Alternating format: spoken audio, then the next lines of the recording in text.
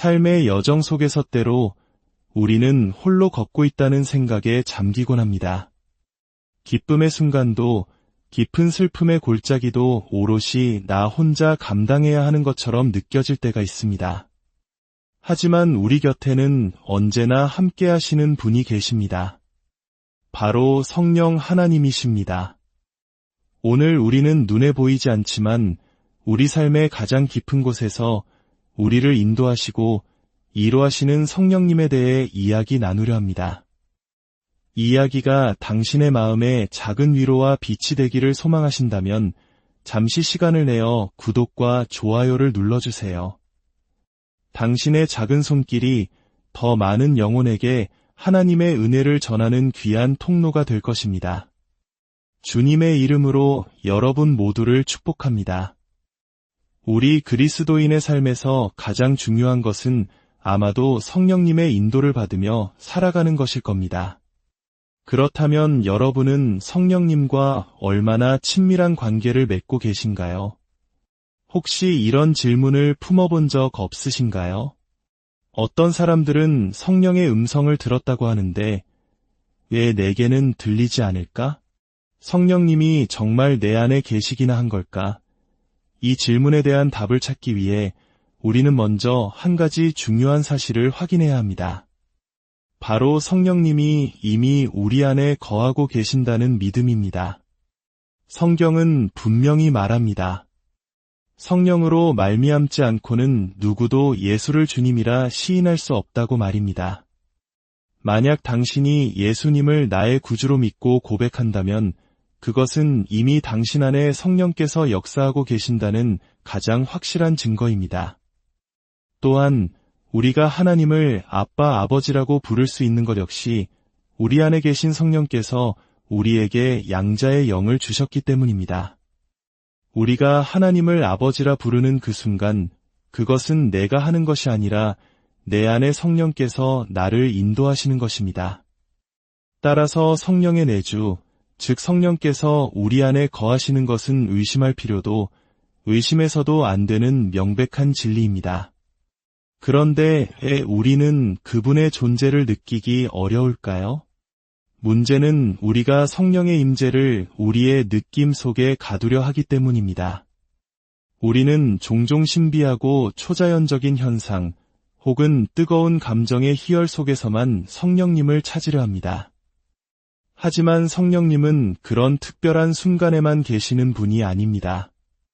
아무런 특별한 일이 없는 평범하고 때로는 밋밋하기까지 한 일상 속에서도 성령님은 변함없이 우리와 함께 하십니다. 우리의 감정이 하나님이 느껴지지 않아 라고 아우성치는 그 순간에도 우리가 성령 안에 있다는 사실은 결코 변하지 않습니다. 하나님의 임재를 느껴야만 그분이 함께 계신다고 믿는 것은 어쩌면 전능하신 하나님을 나의 경험이라는 작은 상자 안에 가두는 우상 숭배일 수 있습니다. 믿음은 느낌보다 항상 앞섭니다. 우리의 감정이 아니라 하나님 그 자체가 우리가 추구해야 할 대상입니다. 고린도전서 6장 19절은 말씀합니다. 너희 몸은 너희가 하나님께로부터 받은 바 너희 가운데 계신 성령의 전인 주를 알지 못하느냐? 너희는 너희 자신의 것이 아니라 이 말씀을 느낌이 아닌 흔들리지 않는 믿음으로 받아들이는 것이 중요합니다. 우리는 마치 물속에 살면서도 물을 찾아 헤매는 물고기와 같을 때가 많습니다. 우리는 이미 성령이라는 은혜의 강물 안에서 살고 있으면서도 성령을 찾아 헤매고 있습니다. 성령님은 우리가 숨쉬는 공기와도 같습니다. 우리는 공기 안에 살고 있고 또 숨을 들이심으로 공기는 우리 안에 있습니다. 이처럼 성령은 우리 안에 계실 뿐만 아니라 우리를 온전히 감싸고 계십니다. 그렇다면 이토록 우리와 가까이 계신 성령님과 어떻게 깊은 교제를 나눌 수 있을까요? 그 시작은 바로 정직함입니다. 자신의 감정과 상황을 솔직하게 마주하고 그것을 그대로 하나님 앞에 아뢰는 것입니다. 한 목사님의 이야기입니다. 대학에 갓 입학한 딸이 있었습니다. 집에서 학교까지 통학하는 길이 너무 멀고 힘들어 딸은 아버지에게 운전면허를 딸 테니 차를 사달라고 졸랐습니다. 여러분이 아버지라면 어떻게 하시겠습니까? 아마 대부분의 평범한 아버지처럼 목사님도 그 순간 침묵했다고 합니다. 20살 딸의 무모한 요구에 섣불리 대답할 수 없었기 때문입니다. 성령님도 마찬가지입니다. 때로 우리의 기도가 너무나 자기중심적이고 현실과 동떨어진 요구일 때 하나님은 침묵하십니다. 그것은 대화를 거부하시는 것이 아니라 지금은 대화로 풀 수 없는 문제임을 아시기 때문입니다. 딸은 아버지가 차를 사주지 않는다는 사실에 짜증을 냅니다. 왜 다른 사람들에게는 역사하시면서 내 삶에는 함께하지 않으시나요? 라고 불평하는 우리들의 모습과도 같습니다. 사실 그 마음속 깊은 곳에는 불안함, 더 편해지고 싶은 욕망, 남들보다 우월해지고 싶은 마음이 숨어 있습니다. 성령을 따르려는 의지보다는 성령을 자신의 목적을 위해 이용하려는 마음이 있을 때 하나님은 단호하게 침묵하시거나 거절하십니다. 하나님의 성령은 때로 수줍어하시는 영과 같아서 얼굴을 감추기도 하시고 침묵하기도 하십니다. 우리 삶에 함께 하시지만 적극적으로 개입하지 않으실 때도 있습니다. 목사님은 딸에게 이렇게 대답했다고 합니다. 일단 면허부터 따라. 그 다음 얘기를 하자. 우리는 모든 결과를 눈으로 확인한 후에야 움직이려 합니다. 차도 안 사줄 건데 면허는 뭐하러 따요? 이것이 우리의 논리입니다. 하지만 하나님은 우리에게 먼저 순종의 한 걸음을 내딛기를 원하십니다. 로마서 8장은 이렇게 말씀합니다. 이와 같이 성령도 우리의 연약함을 도우시나니 우리는 마땅히 기도할 바를 알지 못하나 오직 성령이 말할 수 없는 탄식으로 우리를 위하여 친히 간구하시느니라. 성령님도 탄식하시고 아버지도 탄식합니다. 그러나 그 모든 것을 합력하여 선을 이루시는 분이 바로 우리 하나님이십니다. 딸은 지금 버스를 여러 번 갈아타며 힘들게 통학하는 고생을 통해 아마도 이전에는 몰랐던 더 큰 세상을 배우고 있을 것입니다. 성령님은 우리를 언제나 빠르고 편한 길로만 인도하시지 않습니다.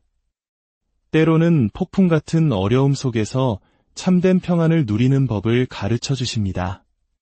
문제 해결의 방식이 아니라 임재의 방식, 즉 관계를 통해 우리와 함께 하십니다.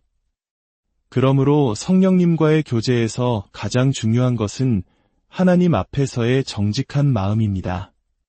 하나님, 제가 두렵습니다. 너무 힘들고 어렵습니다. 하지만 이 어려움을 통해 이루실 주님의 뜻을 신뢰합니다. 라고 고백하는 것입니다. 우리의 생각과 계획을 내려놓고 때로는 고난을 겪고 어려움을 통과하며 하나님의 은혜를 구할 때 하나님께서는 우리의 마음을 만져주시고 새로운 길로 인도하실 것입니다. 성령님과의 교제를 처음 시작하는 분이라면 기본으로 돌아가야 합니다. 마치 운동을 처음 시작하는 사람이 전문가의 지도를 받아야 하듯이 우리도 지난 2000년간 수많은 믿음의 선배들이 걸어왔던 그 길을 따라야 합니다.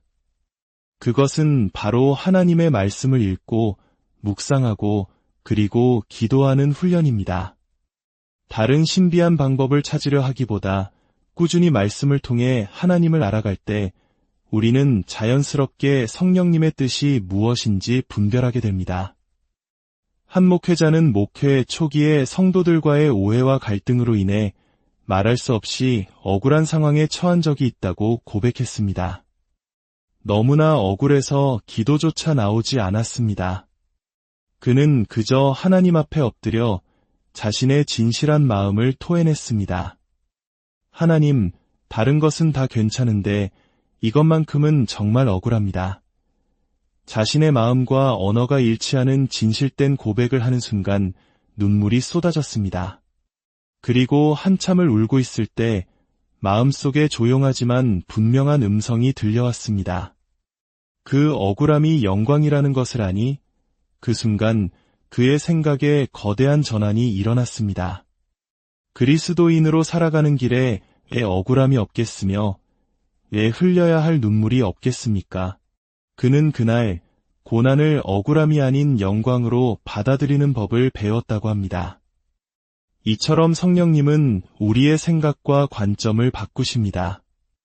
벌어진 일 자체에 매몰되지 않고 그 일을 통해 하나님께서 무엇을 하실지 기대하게 만드십니다.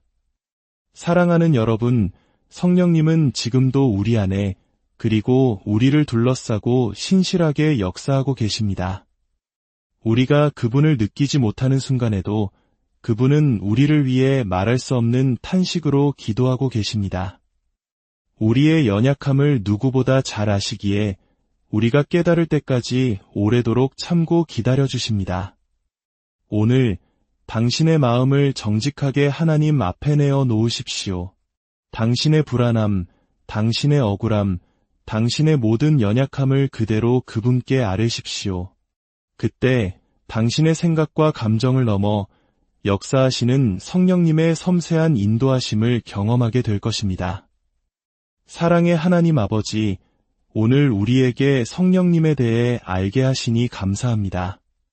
우리가 감정과 상황에 흔들리는 믿음이 아니라 언제나 우리 안에 거하시며 우리를 인도하시는 성령님을 굳게 신뢰하는 믿음을 갖게 하여 주시옵소서.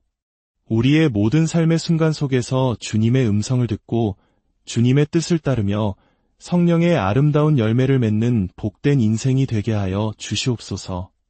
이 말씀을 듣는 모든 이들의 삶 가운데 주님의 평강이 넘치기를, 그리고 날마다 우리와 동행하시는 성령님의 따스한 위로와 사랑을 풍성히 누리게 되기를 우리 주 예수 그리스도의 이름으로 간절히 기도드립니다. 삶의 여정 속에서 때로 우리는 홀로 걷고 있다는 생각에 잠기곤 합니다. 기쁨의 순간도 깊은 슬픔의 골짜기도 오롯이 나 혼자 감당해야 하는 것처럼 느껴질 때가 있습니다. 하지만 우리 곁에는 언제나 함께 하시는 분이 계십니다. 바로 성령 하나님이십니다.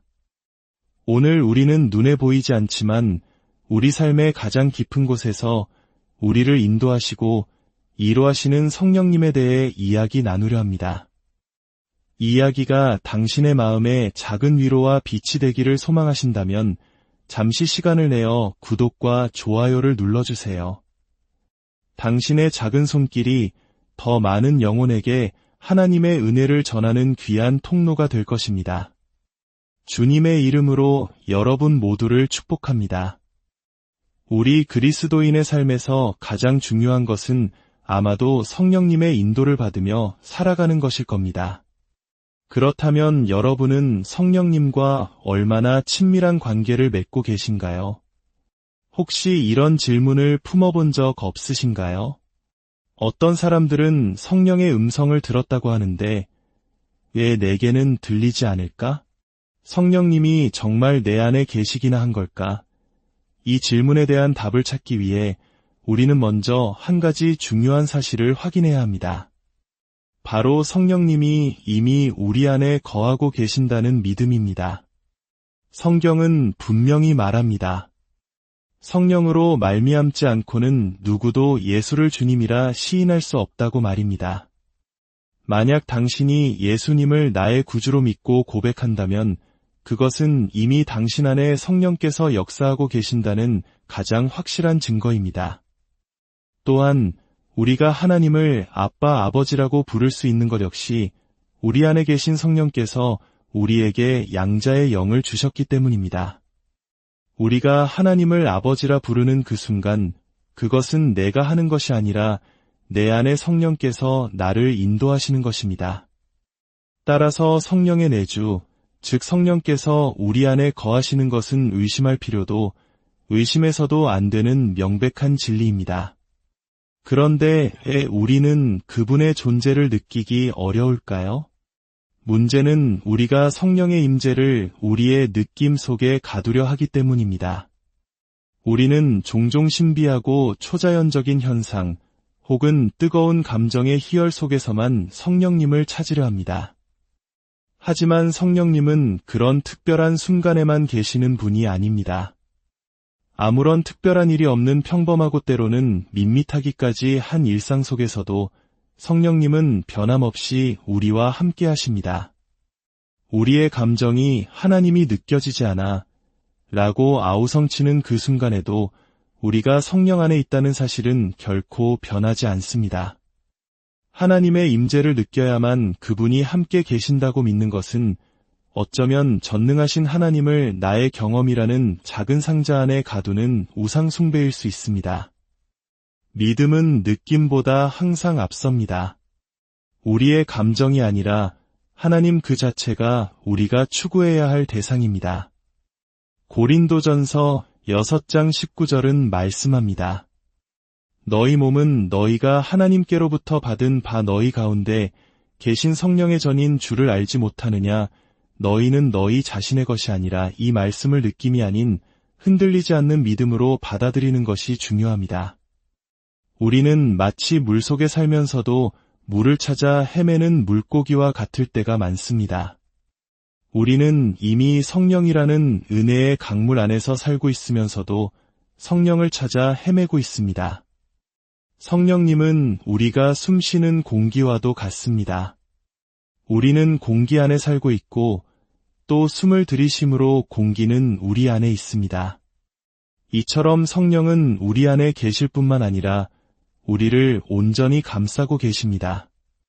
그렇다면 이토록 우리와 가까이 계신 성령님과 어떻게 깊은 교제를 나눌 수 있을까요? 그 시작은 바로 정직함입니다. 자신의 감정과 상황을 솔직하게 마주하고 그것을 그대로 하나님 앞에 아뢰는 것입니다. 한 목사님의 이야기입니다. 대학에 갓 입학한 딸이 있었습니다. 집에서 학교까지 통학하는 길이 너무 멀고 힘들어 딸은 아버지에게 운전면허를 딸 테니 차를 사달라고 졸랐습니다. 여러분이 아버지라면 어떻게 하시겠습니까? 아마 대부분의 평범한 아버지처럼 목사님도 그 순간 침묵했다고 합니다.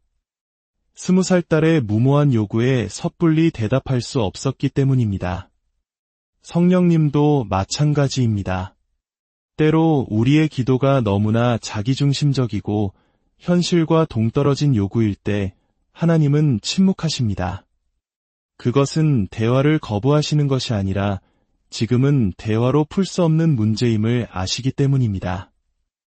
딸은 아버지가 차를 사주지 않는다는 사실에 짜증을 냅니다. 왜 다른 사람들에게는 역사하시면서 내 삶에는 함께하지 않으시나요? 라고 불평하는 우리들의 모습과도 같습니다. 사실 그 마음속 깊은 곳에는 불안함, 더 편해지고 싶은 욕망, 남들보다 우월해지고 싶은 마음이 숨어 있습니다. 성령을 따르려는 의지보다는 성령을 자신의 목적을 위해 이용하려는 마음이 있을 때 하나님은 단호하게 침묵하시거나 거절하십니다. 하나님의 성령은 때로 수줍어하시는 영과 같아서 얼굴을 감추기도 하시고 침묵하기도 하십니다. 우리 삶에 함께 하시지만 적극적으로 개입하지 않으실 때도 있습니다. 목사님은 딸에게 이렇게 대답했다고 합니다. 일단 면허부터 따라. 그 다음 얘기를 하자. 우리는 모든 결과를 눈으로 확인한 후에야 움직이려 합니다. 차도 안 사줄 건데 면허는 뭐하러 따요? 이것이 우리의 논리입니다. 하지만 하나님은 우리에게 먼저 순종의 한 걸음을 내딛기를 원하십니다. 로마서 8장은 이렇게 말씀합니다. 이와 같이 성령도 우리의 연약함을 도우시나니 우리는 마땅히 기도할 바를 알지 못하나 오직 성령이 말할 수 없는 탄식으로 우리를 위하여 친히 간구하시느니라. 성령님도 탄식하시고 아버지도 탄식합니다. 그러나 그 모든 것을 합력하여 선을 이루시는 분이 바로 우리 하나님이십니다. 딸은 지금 버스를 여러 번 갈아타며 힘들게 통학하는 고생을 통해 아마도 이전에는 몰랐던 더 큰 세상을 배우고 있을 것입니다. 성령님은 우리를 언제나 빠르고 편한 길로만 인도하시지 않습니다. 때로는 폭풍 같은 어려움 속에서 참된 평안을 누리는 법을 가르쳐 주십니다. 문제 해결의 방식이 아니라 임재의 방식, 즉 관계를 통해 우리와 함께 하십니다. 그러므로 성령님과의 교제에서 가장 중요한 것은 하나님 앞에서의 정직한 마음입니다. 하나님, 제가 두렵습니다. 너무 힘들고 어렵습니다. 하지만 이 어려움을 통해 이루실 주님의 뜻을 신뢰합니다. 라고 고백하는 것입니다. 우리의 생각과 계획을 내려놓고 때로는 고난을 겪고 어려움을 통과하며 하나님의 은혜를 구할 때 하나님께서는 우리의 마음을 만져주시고 새로운 길로 인도하실 것입니다. 성령님과의 교제를 처음 시작하는 분이라면 기본으로 돌아가야 합니다. 마치 운동을 처음 시작하는 사람이 전문가의 지도를 받아야 하듯이 우리도 지난 2000년간 수많은 믿음의 선배들이 걸어왔던 그 길을 따라야 합니다. 그것은 바로 하나님의 말씀을 읽고 묵상하고 그리고 기도하는 훈련입니다. 다른 신비한 방법을 찾으려 하기보다 꾸준히 말씀을 통해 하나님을 알아갈 때 우리는 자연스럽게 성령님의 뜻이 무엇인지 분별하게 됩니다. 한 목회자는 목회 초기에 성도들과의 오해와 갈등으로 인해 말할 수 없이 억울한 상황에 처한 적이 있다고 고백했습니다. 너무나 억울해서 기도조차 나오지 않았습니다. 그는 그저 하나님 앞에 엎드려 자신의 진실한 마음을 토해냈습니다. 하나님, 다른 것은 다 괜찮은데 이것만큼은 정말 억울합니다. 자신의 마음과 언어가 일치하는 진실된 고백을 하는 순간 눈물이 쏟아졌습니다. 그리고 한참을 울고 있을 때 마음속에 조용하지만 분명한 음성이 들려왔습니다. 그 억울함이 영광이라는 것을 아니 그 순간 그의 생각에 거대한 전환이 일어났습니다. 그리스도인으로 살아가는 길에 왜 억울함이 없겠으며 왜 흘려야 할 눈물이 없겠습니까? 그는 그날 고난을 억울함이 아닌 영광으로 받아들이는 법을 배웠다고 합니다. 이처럼 성령님은 우리의 생각과 관점을 바꾸십니다. 벌어진 일 자체에 매몰되지 않고 그 일을 통해 하나님께서 무엇을 하실지 기대하게 만드십니다. 사랑하는 여러분, 성령님은 지금도 우리 안에 그리고 우리를 둘러싸고 신실하게 역사하고 계십니다. 우리가 그분을 느끼지 못하는 순간에도 그분은 우리를 위해 말할 수 없는 탄식으로 기도하고 계십니다. 우리의 연약함을 누구보다 잘 아시기에 우리가 깨달을 때까지 오래도록 참고 기다려주십니다. 오늘 당신의 마음을 정직하게 하나님 앞에 내어 놓으십시오. 당신의 불안함, 당신의 억울함, 당신의 모든 연약함을 그대로 그분께 아뢰십시오. 그때 당신의 생각과 감정을 넘어 역사하시는 성령님의 섬세한 인도하심을 경험하게 될 것입니다. 사랑의 하나님 아버지, 오늘 우리에게 성령님에 대해 알게 하시니 감사합니다. 우리가 감정과 상황에 흔들리는 믿음이 아니라 언제나 우리 안에 거하시며 우리를 인도하시는 성령님을 굳게 신뢰하는 믿음을 갖게 하여 주시옵소서. 우리의 모든 삶의 순간 속에서 주님의 음성을 듣고 주님의 뜻을 따르며 성령의 아름다운 열매를 맺는 복된 인생이 되게 하여 주시옵소서.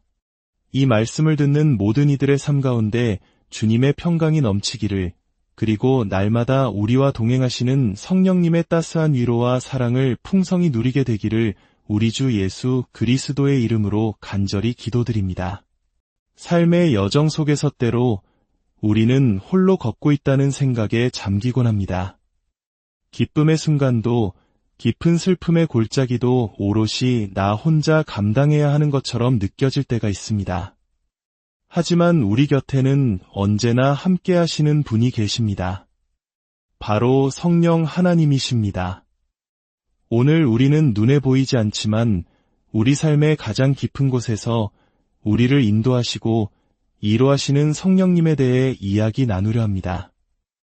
이 이야기가 당신의 마음에 작은 위로와 빛이 되기를 소망하신다면 잠시 시간을 내어 구독과 좋아요를 눌러주세요. 당신의 작은 손길이 더 많은 영혼에게 하나님의 은혜를 전하는 귀한 통로가 될 것입니다. 주님의 이름으로 여러분 모두를 축복합니다. 우리 그리스도인의 삶에서 가장 중요한 것은 아마도 성령님의 인도를 받으며 살아가는 것일 겁니다. 그렇다면 여러분은 성령님과 얼마나 친밀한 관계를 맺고 계신가요? 혹시 이런 질문을 품어본 적 없으신가요? 어떤 사람들은 성령의 음성을 들었다고 하는데 왜 내게는 들리지 않을까? 성령님이 정말 내 안에 계시기나 한 걸까? 이 질문에 대한 답을 찾기 위해 우리는 먼저 한 가지 중요한 사실을 확인해야 합니다. 바로 성령님이 이미 우리 안에 거하고 계신다는 믿음입니다. 성경은 분명히 말합니다. 성령으로 말미암지 않고는 누구도 예수를 주님이라 시인할 수 없다고 말입니다. 만약 당신이 예수님을 나의 구주로 믿고 고백한다면 그것은 이미 당신 안에 성령께서 역사하고 계신다는 가장 확실한 증거입니다. 또한 우리가 하나님을 아빠, 아버지라고 부를 수 있는 것 역시 우리 안에 계신 성령께서 우리에게 양자의 영을 주셨기 때문입니다. 우리가 하나님을 아버지라 부르는 그 순간 그것은 내가 하는 것이 아니라 내 안에 성령께서 나를 인도하시는 것입니다. 따라서 성령의 내주, 즉 성령께서 우리 안에 거하시는 것은 의심할 필요도 의심해서도 안 되는 명백한 진리입니다. 그런데 왜 우리는 그분의 존재를 느끼기 어려울까요? 문제는 우리가 성령의 임재를 우리의 느낌 속에 가두려 하기 때문입니다. 우리는 종종 신비하고 초자연적인 현상 혹은 뜨거운 감정의 희열 속에서만 성령님을 찾으려 합니다.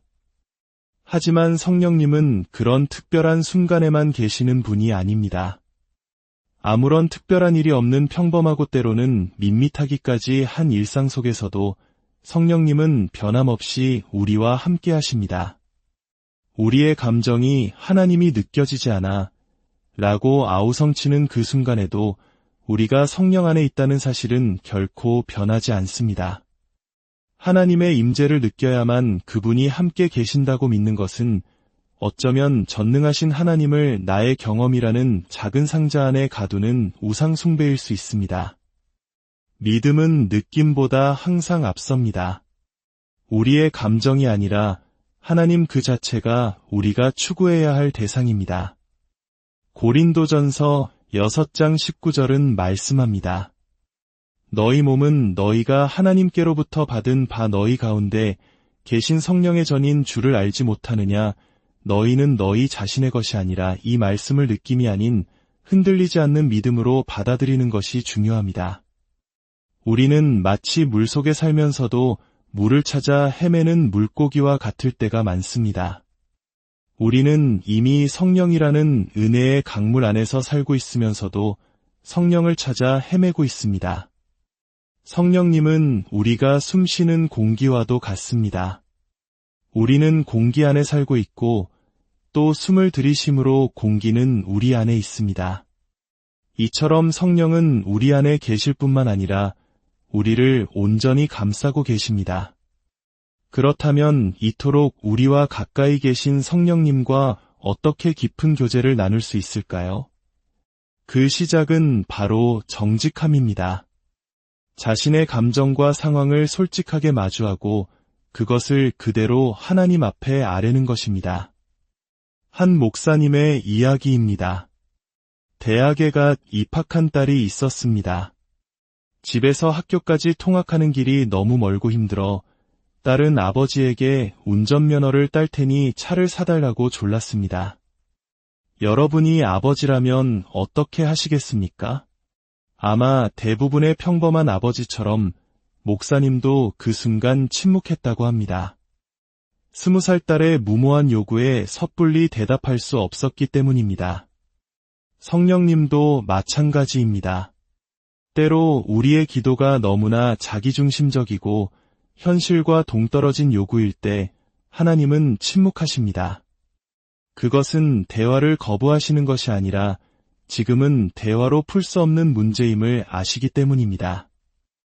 딸은 아버지가 차를 사주지 않는다는 사실에 짜증을 냅니다. 왜 다른 사람들에게는 역사하시면서 내 삶에는 함께하지 않으시나요? 라고 불평하는 우리들의 모습과도 같습니다. 사실 그 마음속 깊은 곳에는 불안함, 더 편해지고 싶은 욕망, 남들보다 우월해지고 싶은 마음이 숨어 있습니다. 성령을 따르려는 의지보다는 성령을 자신의 목적을 위해 이용하려는 마음이 있을 때 하나님은 단호하게 침묵하시거나 거절하십니다. 하나님의 성령은 때로 수줍어하시는 영과 같아서 얼굴을 감추기도 하시고 침묵하기도 하십니다. 우리 삶에 함께 하시지만 적극적으로 개입하지 않으실 때도 있습니다.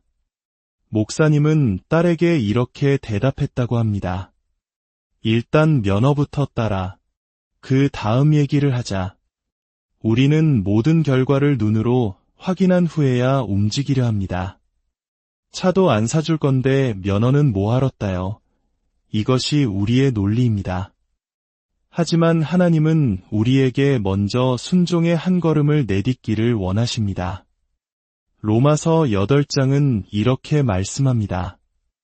이와 같이 성령도 우리의 연약함을 도우시나니 우리는 마땅히 기도할 바를 알지 못하나 오직 성령이 말할 수 없는 탄식으로 우리를 위하여 친히 간구하시느니라. 성령님도 탄식하시고 아버지도 탄식합니다.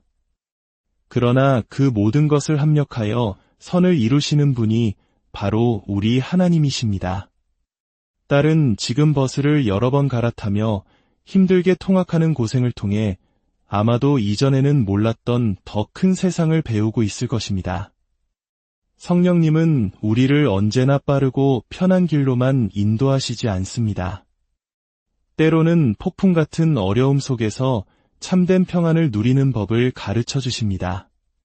문제 해결의 방식이 아니라 임재의 방식, 즉 관계를 통해 우리와 함께 하십니다. 그러므로 성령님과의 교제에서 가장 중요한 것은 하나님 앞에서의 정직한 마음입니다. 하나님, 제가 두렵습니다. 너무 힘들고 어렵습니다. 하지만 이 어려움을 통해 이루실 주님의 뜻을 신뢰합니다. 라고 고백하는 것입니다. 우리의 생각과 계획을 내려놓고 때로는 고난을 겪고 어려움을 통과하며 하나님의 은혜를 구할 때 하나님께서는 우리의 마음을 만져주시고 새로운 길로 인도하실 것입니다. 성령님과의 교제를 처음 시작하는 분이라면 기본으로 돌아가야 합니다. 마치 운동을 처음 시작하는 사람이 전문가의 지도를 받아야 하듯이 우리도 지난 2000년간 수많은 믿음의 선배들이 걸어왔던 그 길을 따라야 합니다. 그것은 바로 하나님의 말씀을 읽고 묵상하고 그리고 기도하는 훈련입니다. 다른 신비한 방법을 찾으려 하기보다 꾸준히 말씀을 통해 하나님을 알아갈 때 우리는 자연스럽게 성령님의 뜻이 무엇인지 분별하게 됩니다.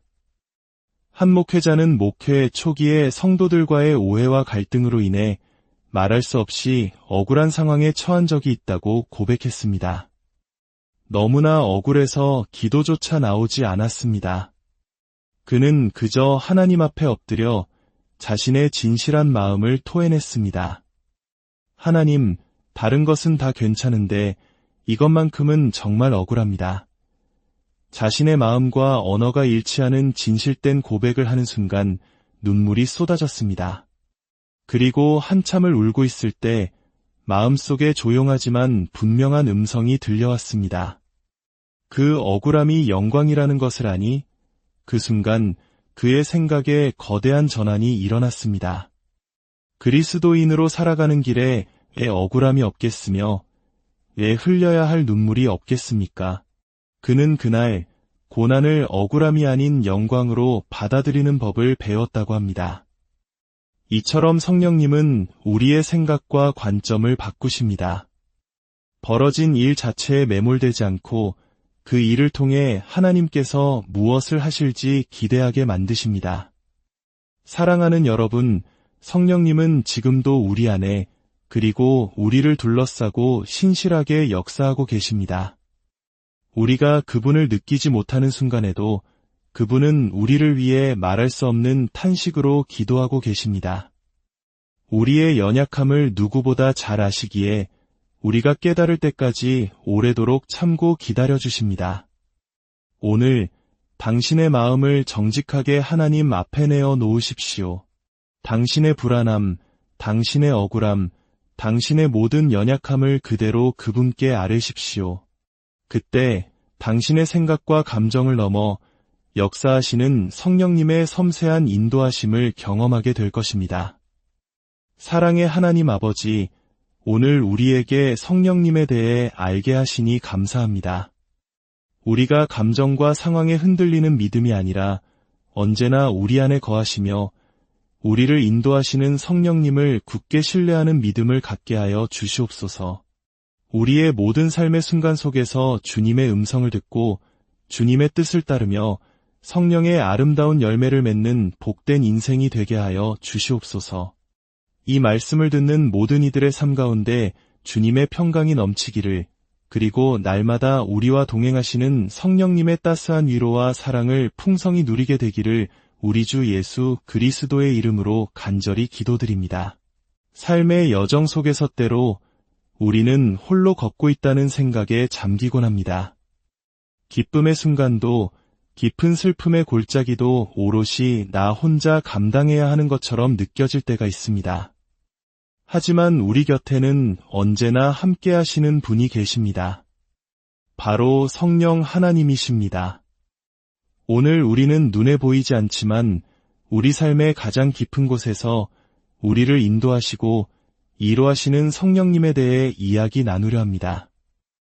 이 이야기가 당신의 마음에 작은 위로와 빛이 되기를 소망하신다면 잠시 시간을 내어 구독과 좋아요를 눌러주세요. 당신의 작은 손길이 더 많은 영혼에게 하나님의 은혜를 전하는 귀한 통로가 될 것입니다. 주님의 이름으로 여러분 모두를 축복합니다. 우리 그리스도인의 삶에서 가장 중요한 것은 아마도 성령님의 인도를 받으며 살아가는 것일 겁니다. 그렇다면 여러분은 성령님과 얼마나 친밀한 관계를 맺고 계신가요? 혹시 이런 질문을 품어본 적 없으신가요? 어떤 사람들은 성령의 음성을 들었다고 하는데 왜 내게는 들리지 않을까? 성령님이 정말 내 안에 계시기나 한 걸까? 이 질문에 대한 답을 찾기 위해 우리는 먼저 한 가지 중요한 사실을 확인해야 합니다. 바로 성령님이 이미 우리 안에 거하고 계신다는 믿음입니다. 성경은 분명히 말합니다. 성령으로 말미암지 않고는 누구도 예수를 주님이라 시인할 수 없다고 말입니다. 만약 당신이 예수님을 나의 구주로 믿고 고백한다면 그것은 이미 당신 안에 성령께서 역사하고 계신다는 가장 확실한 증거입니다. 또한 우리가 하나님을 아빠, 아버지라고 부를 수 있는 것 역시 우리 안에 계신 성령께서 우리에게 양자의 영을 주셨기 때문입니다. 우리가 하나님을 아버지라 부르는 그 순간 그것은 내가 하는 것이 아니라 내 안에 성령께서 나를 인도하시는 것입니다. 따라서 성령의 내주, 즉 성령께서 우리 안에 거하시는 것은 의심할 필요도 의심해서도 안 되는 명백한 진리입니다. 그런데 왜 우리는 그분의 존재를 느끼기 어려울까요? 문제는 우리가 성령의 임재를 우리의 느낌 속에 가두려 하기 때문입니다. 우리는 종종 신비하고 초자연적인 현상 혹은 뜨거운 감정의 희열 속에서만 성령님을 찾으려 합니다. 하지만 성령님은 그런 특별한 순간에만 계시는 분이 아닙니다. 아무런 특별한 일이 없는 평범하고 때로는 밋밋하기까지 한 일상 속에서도 성령님은 변함없이 우리와 함께 하십니다. 우리의 감정이 하나님이 느껴지지 않아 라고 아우성치는 그 순간에도 우리가 성령 안에 있다는 사실은 결코 변하지 않습니다. 하나님의 임재를 느껴야만 그분이 함께 계신다고 믿는 것은 어쩌면 전능하신 하나님을 나의 경험이라는 작은 상자 안에 가두는 우상 숭배일 수 있습니다. 믿음은 느낌보다 항상 앞섭니다. 우리의 감정이 아니라 하나님 그 자체가 우리가 추구해야 할 대상입니다. 고린도전서 6장 19절은 말씀합니다. 너희 몸은 너희가 하나님께로부터 받은 바 너희 가운데 계신 성령의 전인 주를 알지 못하느냐. 너희는 너희 자신의 것이 아니라 이 말씀을 느낌이 아닌 흔들리지 않는 믿음으로 받아들이는 것이 중요합니다. 우리는 마치 물속에 살면서도 물을 찾아 헤매는 물고기와 같을 때가 많습니다. 우리는 이미 성령이라는 은혜의 강물 안에서 살고 있으면서도 성령을 찾아 헤매고 있습니다. 성령님은 우리가 숨쉬는 공기와도 같습니다. 우리는 공기 안에 살고 있고 또 숨을 들이심으로 공기는 우리 안에 있습니다. 이처럼 성령은 우리 안에 계실 뿐만 아니라 우리를 온전히 감싸고 계십니다. 그렇다면 이토록 우리와 가까이 계신 성령님과 어떻게 깊은 교제를 나눌 수 있을까요? 그 시작은 바로 정직함입니다. 자신의 감정과 상황을 솔직하게 마주하고 그것을 그대로 하나님 앞에 아뢰는 것입니다. 한 목사님의 이야기입니다. 대학에 갓 입학한 딸이 있었습니다. 집에서 학교까지 통학하는 길이 너무 멀고 힘들어 딸은 아버지에게 운전면허를 딸 테니 차를 사달라고 졸랐습니다. 여러분이 아버지라면 어떻게 하시겠습니까? 아마 대부분의 평범한 아버지처럼 목사님도 그 순간 침묵했다고 합니다. 20살 딸의 무모한 요구에 섣불리 대답할 수 없었기 때문입니다. 성령님도 마찬가지입니다. 때로 우리의 기도가 너무나 자기중심적이고 현실과 동떨어진 요구일 때 하나님은 침묵하십니다. 그것은 대화를 거부하시는 것이 아니라 지금은 대화로 풀 수 없는 문제임을 아시기 때문입니다. 딸은 아버지가 차를 사주지 않는다는 사실에 짜증을 냅니다. 왜 다른 사람들에게는 역사하시면서 내 삶에는 함께하지 않으시나요? 라고 불평하는 우리들의 모습과도 같습니다. 사실 그 마음속 깊은 곳에는 불안함, 더 편해지고 싶은 욕망, 남들보다 우월해지고 싶은 마음이 숨어 있습니다. 성령을 따르려는 의지보다는 성령을 자신의 목적을 위해 이용하려는 마음이 있을 때 하나님은 단호하게 침묵하시거나 거절하십니다. 하나님의 성령은 때로 수줍어하시는 영과 같아서 얼굴을 감추기도 하시고 침묵하기도 하십니다. 우리 삶에 함께 하시지만 적극적으로 개입하지 않으실 때도 있습니다. 목사님은 딸에게 이렇게 대답했다고 합니다. 일단 면허부터 따라. 그 다음 얘기를 하자. 우리는 모든 결과를 눈으로 확인한 후에야 움직이려 합니다. 차도 안 사줄 건데 면허는 뭐하러 따요? 이것이 우리의 논리입니다. 하지만 하나님은 우리에게 먼저 순종의 한 걸음을 내딛기를 원하십니다. 로마서 8장은 이렇게 말씀합니다. 이와 같이 성령도 우리의 연약함을 도우시나니 우리는 마땅히 기도할 바를 알지 못하나 오직 성령이 말할 수 없는 탄식으로 우리를 위하여 친히 간구하시느니라. 성령님도 탄식하시고 아버지도 탄식합니다. 그러나 그 모든 것을 합력하여 선을 이루시는 분이 바로 우리 하나님이십니다. 딸은 지금 버스를 여러 번 갈아타며 힘들게 통학하는 고생을 통해 아마도 이전에는 몰랐던 더 큰 세상을 배우고 있을 것입니다. 성령님은 우리를 언제나 빠르고 편한 길로만 인도하시지 않습니다. 때로는 폭풍 같은 어려움 속에서 참된 평안을 누리는 법을 가르쳐 주십니다. 문제 해결의 방식이 아니라 임재의 방식, 즉 관계를 통해 우리와 함께 하십니다. 그러므로 성령님과의 교제에서 가장 중요한 것은 하나님 앞에서의 정직한 마음입니다. 하나님, 제가 두렵습니다. 너무 힘들고 어렵습니다. 하지만 이 어려움을 통해 이루실 주님의 뜻을 신뢰합니다. 라고 고백하는 것입니다. 우리의 생각과 계획을 내려놓고 때로는 고난을 겪고 어려움을 통과하며 하나님의 은혜를 구할 때 하나님께서는 우리의 마음을 만져주시고 새로운 길로 인도하실 것입니다. 성령님과의 교제를 처음 시작하는 분이라면 기본으로 돌아가야 합니다. 마치 운동을 처음 시작하는 사람이 전문가의 지도를 받아야 하듯이 우리도 지난 2000년간 수많은 믿음의 선배들이 걸어왔던 그 길을 따라야 합니다. 그것은 바로 하나님의 말씀을 읽고 묵상하고 그리고 기도하는 훈련입니다.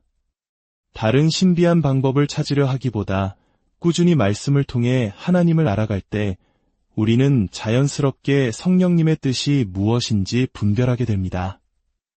한 목회자는 목회 초기에 성도들과의 오해와 갈등으로 인해 말할 수 없이 억울한 상황에 처한 적이 있다고 고백했습니다.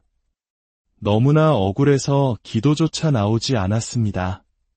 그는 그저 하나님 앞에 엎드려 자신의 진실한 마음을 토해냈습니다.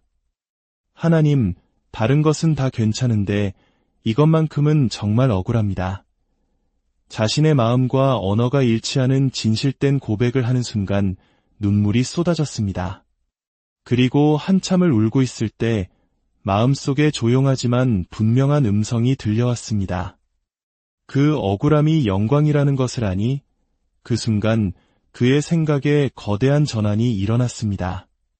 그리스도인으로 살아가는 길에 왜 억울함이 없겠으며 왜 흘려야 할 눈물이 없겠습니까? 그는 그날 고난을 억울함이 아닌 영광으로 받아들이는 법을 배웠다고 합니다. 이처럼 성령님은 우리의 생각과 관점을 바꾸십니다. 벌어진 일 자체에 매몰되지 않고 그 일을 통해 하나님께서 무엇을 하실지 기대하게 만드십니다. 사랑하는 여러분, 성령님은 지금도 우리 안에 그리고 우리를 둘러싸고 신실하게 역사하고 계십니다. 우리가 그분을 느끼지 못하는 순간에도 그분은 우리를 위해 말할 수 없는 탄식으로 기도하고 계십니다. 우리의 연약함을 누구보다 잘 아시기에 우리가 깨달을 때까지 오래도록 참고 기다려주십니다. 오늘 당신의 마음을 정직하게 하나님 앞에 내어 놓으십시오. 당신의 불안함, 당신의 억울함, 당신의 모든 연약함을 그대로 그분께 아뢰십시오. 그때 당신의 생각과 감정을 넘어 역사하시는 성령님의 섬세한 인도하심을 경험하게 될 것입니다. 사랑의 하나님 아버지, 오늘 우리에게 성령님에 대해 알게 하시니 감사합니다. 우리가 감정과 상황에 흔들리는 믿음이 아니라 언제나 우리 안에 거하시며 우리를 인도하시는 성령님을 굳게 신뢰하는 믿음을 갖게 하여 주시옵소서. 우리의 모든 삶의 순간 속에서 주님의 음성을 듣고 주님의 뜻을 따르며 성령의 아름다운 열매를 맺는 복된 인생이 되게 하여 주시옵소서. 이 말씀을 듣는 모든 이들의 삶 가운데 주님의 평강이 넘치기를, 그리고 날마다 우리와 동행하시는 성령님의 따스한 위로와 사랑을 풍성히 누리게 되기를 우리 주 예수 그리스도의 이름으로 간절히 기도드립니다. 삶의 여정 속에서 때로 우리는 홀로 걷고 있다는 생각에 잠기곤 합니다. 기쁨의 순간도 깊은 슬픔의 골짜기도 오롯이 나 혼자 감당해야 하는 것처럼 느껴질 때가 있습니다. 하지만 우리 곁에는 언제나 함께 하시는 분이 계십니다. 바로 성령 하나님이십니다. 오늘 우리는 눈에 보이지 않지만 우리 삶의 가장 깊은 곳에서 우리를 인도하시고 이루하시는 성령님에 대해 이야기 나누려 합니다. 이 이야기가 당신의 마음에 작은 위로와 빛이 되기를 소망하신다면 잠시 시간을 내어 구독과 좋아요를 눌러주세요. 당신의 작은 손길이 더 많은 영혼에게 하나님의 은혜를 전하는 귀한 통로가 될 것입니다. 주님의 이름으로 여러분 모두를 축복합니다. 우리 그리스도인의 삶에서 가장 중요한 것은 아마도 성령님의 인도를 받으며 살아가는 것일 겁니다. 그렇다면 여러분은 성령님과 얼마나 친밀한 관계를 맺고 계신가요? 혹시 이런 질문을 품어본 적 없으신가요? 어떤 사람들은 성령의 음성을 들었다고 하는데 왜 내게는 들리지 않을까? 성령님이 정말 내 안에 계시기나 한 걸까? 이 질문에 대한 답을 찾기 위해 우리는 먼저 한 가지 중요한 사실을 확인해야 합니다. 바로 성령님이 이미 우리 안에 거하고 계신다는 믿음입니다. 성경은 분명히 말합니다. 성령으로 말미암지 않고는 누구도 예수를 주님이라 시인할 수 없다고 말입니다. 만약 당신이 예수님을 나의 구주로 믿고 고백한다면 그것은 이미 당신 안에 성령께서 역사하고 계신다는 가장 확실한 증거입니다. 또한 우리가 하나님을 아빠, 아버지라고 부를 수 있는 것 역시 우리 안에 계신 성령께서 우리에게 양자의 영을 주셨기 때문입니다. 우리가 하나님을 아버지라 부르는 그 순간 그것은 내가 하는 것이 아니라 내 안에 성령께서 나를 인도하시는 것입니다. 따라서 성령의 내주, 즉 성령께서 우리 안에 거하시는 것은 의심할 필요도 의심해서도 안 되는 명백한 진리입니다. 그런데 왜 우리는 그분의 존재를 느끼기 어려울까요? 문제는 우리가 성령의 임재를 우리의 느낌 속에 가두려 하기 때문입니다. 우리는 종종 신비하고 초자연적인 현상 혹은 뜨거운 감정의 희열 속에서만 성령님을 찾으려 합니다. 하지만 성령님은 그런 특별한 순간에만 계시는 분이 아닙니다. 아무런 특별한 일이 없는 평범하고 때로는 밋밋하기까지 한 일상 속에서도 성령님은 변함없이 우리와 함께 하십니다. 우리의 감정이 하나님이 느껴지지 않아 라고 아우성치는 그 순간에도 우리가 성령 안에 있다는 사실은 결코 변하지 않습니다. 하나님의 임재를 느껴야만 그분이 함께 계신다고 믿는 것은 어쩌면 전능하신 하나님을 나의 경험이라는 작은 상자 안에 가두는 우상 숭배일 수 있습니다. 믿음은 느낌보다 항상 앞섭니다. 우리의 감정이 아니라 하나님 그 자체가 우리가 추구해야 할 대상입니다. 고린도전서 6장 19절은 말씀합니다. 너희 몸은 너희가 하나님께로부터 받은 바 너희 가운데 계신 성령의 전인 주를 알지 못하느냐. 너희는 너희 자신의 것이 아니라 이 말씀을 느낌이 아닌 흔들리지 않는 믿음으로 받아들이는 것이 중요합니다. 우리는 마치 물속에 살면서도 물을 찾아 헤매는 물고기와 같을 때가 많습니다. 우리는 이미 성령이라는 은혜의 강물 안에서 살고 있으면서도 성령을 찾아 헤매고 있습니다. 성령님은 우리가 숨쉬는 공기와도 같습니다. 우리는 공기 안에 살고 있고 또 숨을 들이심으로 공기는 우리 안에 있습니다. 이처럼 성령은 우리 안에 계실 뿐만 아니라 우리를 온전히 감싸고 계십니다. 그렇다면 이토록 우리와 가까이 계신 성령님과 어떻게 깊은 교제를 나눌 수 있을까요? 그 시작은 바로 정직함입니다. 자신의 감정과 상황을 솔직하게 마주하고 그것을 그대로 하나님 앞에 아뢰는 것입니다. 한 목사님의 이야기입니다. 대학에 갓 입학한 딸이 있었습니다. 집에서 학교까지 통학하는 길이 너무 멀고 힘들어 딸은 아버지에게 운전면허를 딸 테니 차를 사달라고 졸랐습니다. 여러분이 아버지라면 어떻게 하시겠습니까? 아마 대부분의 평범한 아버지처럼 목사님도 그 순간 침묵했다고 합니다. 20살 딸의 무모한 요구에 섣불리 대답할 수 없었기 때문입니다. 성령님도 마찬가지입니다. 때로 우리의 기도가 너무나 자기중심적이고 현실과 동떨어진 요구일 때 하나님은 침묵하십니다. 그것은 대화를 거부하시는 것이 아니라 지금은 대화로 풀 수 없는 문제임을 아시기 때문입니다. 딸은 아버지가 차를 사주지 않는다는 사실에 짜증을 냅니다. 왜 다른 사람들에게는 역사하시면서 내 삶에는 함께하지 않으시나요? 라고 불평하는 우리들의 모습과도 같습니다. 사실 그 마음속 깊은 곳에는 불안함, 더 편해지고 싶은 욕망, 남들보다 우월해지고 싶은 마음이 숨어 있습니다. 성령을 따르려는 의지보다는 성령을 자신의 목적을 위해 이용하려는 마음이 있을 때 하나님은 단호하게 침묵하시거나 거절하십니다. 하나님의 성령은 때로 수줍어하시는 영과 같아서 얼굴을 감추기도 하시고 침묵하기도 하십니다. 우리 삶에 함께 하시지만 적극적으로 개입하지 않으실 때도 있습니다. 목사님은 딸에게 이렇게 대답했다고 합니다. 일단 면허부터 따라. 그 다음 얘기를 하자. 우리는 모든 결과를 눈으로 확인한 후에야 움직이려 합니다. 차도 안 사줄 건데 면허는 뭐하러 따요? 이것이 우리의 논리입니다. 하지만 하나님은 우리에게 먼저 순종의 한 걸음을 내딛기를 원하십니다. 로마서 8장은 이렇게 말씀합니다.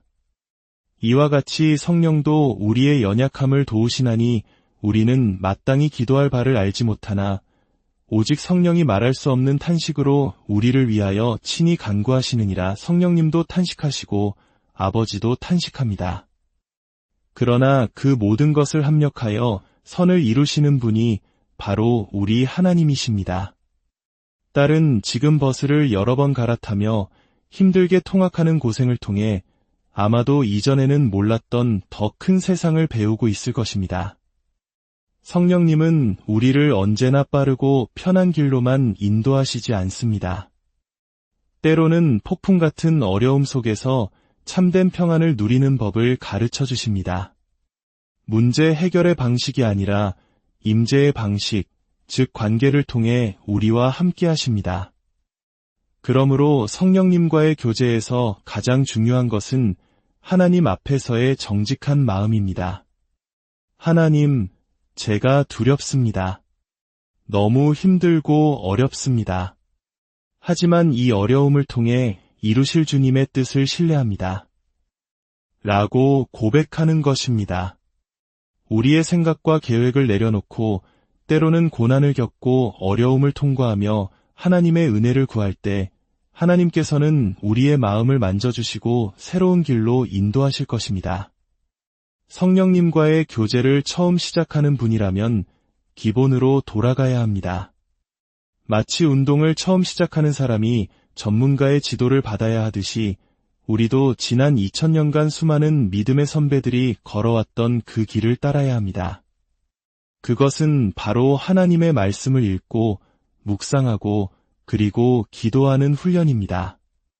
다른 신비한 방법을 찾으려 하기보다 꾸준히 말씀을 통해 하나님을 알아갈 때 우리는 자연스럽게 성령님의 뜻이 무엇인지 분별하게 됩니다. 한 목회자는 목회 초기에 성도들과의 오해와 갈등으로 인해 말할 수 없이 억울한 상황에 처한 적이 있다고 고백했습니다. 너무나 억울해서 기도조차 나오지 않았습니다. 그는 그저 하나님 앞에 엎드려 자신의 진실한 마음을 토해냈습니다. 하나님, 다른 것은 다 괜찮은데 이것만큼은 정말 억울합니다. 자신의 마음과 언어가 일치하는 진실된 고백을 하는 순간 눈물이 쏟아졌습니다. 그리고 한참을 울고 있을 때 마음속에 조용하지만 분명한 음성이 들려왔습니다. 그 억울함이 영광이라는 것을 아니, 그 순간 그의 생각에 거대한 전환이 일어났습니다. 그리스도인으로 살아가는 길에 왜 억울함이 없겠으며 왜 흘려야 할 눈물이 없겠습니까? 그는 그날 고난을 억울함이 아닌 영광으로 받아들이는 법을 배웠다고 합니다. 이처럼 성령님은 우리의 생각과 관점을 바꾸십니다. 벌어진 일 자체에 매몰되지 않고 그 일을 통해 하나님께서 무엇을 하실지 기대하게 만드십니다. 사랑하는 여러분, 성령님은 지금도 우리 안에 그리고 우리를 둘러싸고 신실하게 역사하고 계십니다. 우리가 그분을 느끼지 못하는 순간에도 그분은 우리를 위해 말할 수 없는 탄식으로 기도하고 계십니다. 우리의 연약함을 누구보다 잘 아시기에 우리가 깨달을 때까지 오래도록 참고 기다려주십니다. 오늘 당신의 마음을 정직하게 하나님 앞에 내어 놓으십시오. 당신의 불안함, 당신의 억울함, 당신의 모든 연약함을 그대로 그분께 아뢰십시오. 그때 당신의 생각과 감정을 넘어 역사하시는 성령님의 섬세한 인도하심을 경험하게 될 것입니다. 사랑의 하나님 아버지, 오늘 우리에게 성령님에 대해 알게 하시니 감사합니다. 우리가 감정과 상황에 흔들리는 믿음이 아니라 언제나 우리 안에 거하시며 우리를 인도하시는 성령님을 굳게 신뢰하는 믿음을 갖게 하여 주시옵소서. 우리의 모든 삶의 순간 속에서 주님의 음성을 듣고 주님의 뜻을 따르며